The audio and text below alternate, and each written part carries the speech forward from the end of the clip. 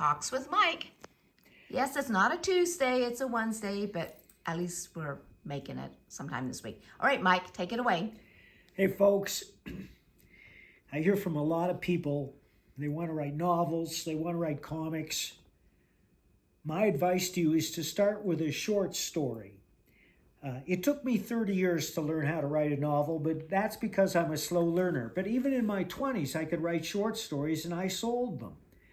There's a huge market for short stories out there. If you want to know where it is, just go online and search for short story publishers. You get page after page. Many of these magazines are online. Many of them are local. Many of them are scholastic. But some are holdovers from print media like Ellery Queen's Mystery Magazine, to which I have sold several stories.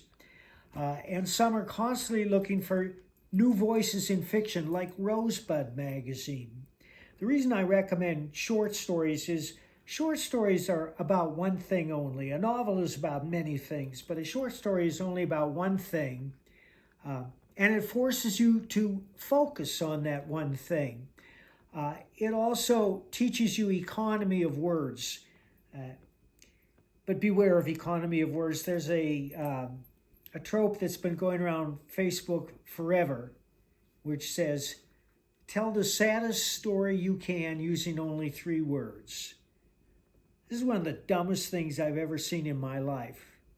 Try building a house with 3 bricks.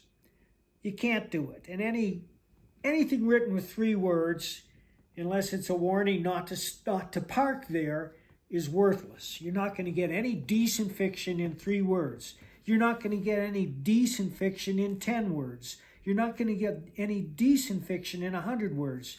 A short story, however, can be anywhere from 2,000 to 8,000 words, and there you do get some decent fiction.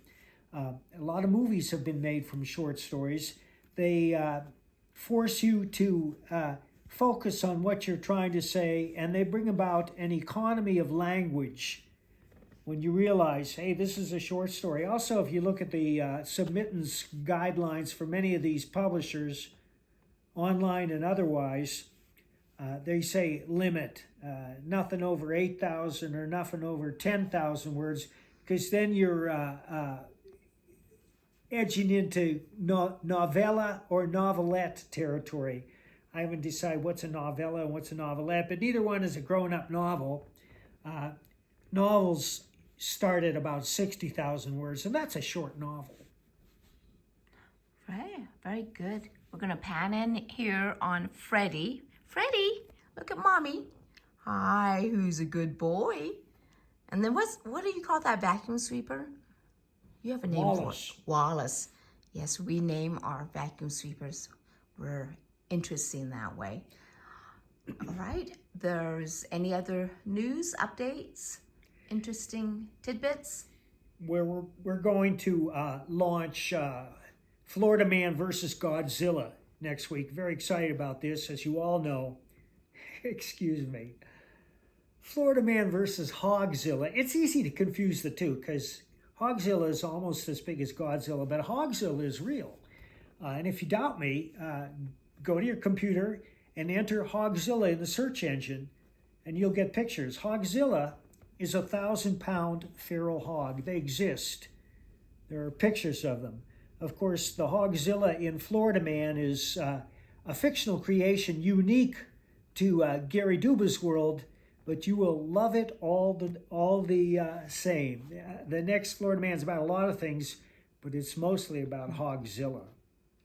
And is this a graphic novel or a novel? Graphic novel. Graphic. Hogzilla is, in fact, the title of the second Florida Man novel. And if you want a lot more laughs for your buck, get Florida Man #2, Hogzilla. The graphic novel is going to be about 66 pages. We're very proud of it. It's better than the first one. That one was pretty good, but this one's a lot better. And in it, Gary and Crystal go from rags to riches to rags to riches to rags to riches to rags to riches. Okay, that's fun. So those can be found on Amazon. Well, the recent one will be on a crowdfunding, but the fiction novel, the Hogzilla, is on Amazon, right? All my novels are available on Amazon. Yeah. Very good. Well, we'll try and get back on course. Thanks for watching. Appreciate you subscribing. Bye-bye.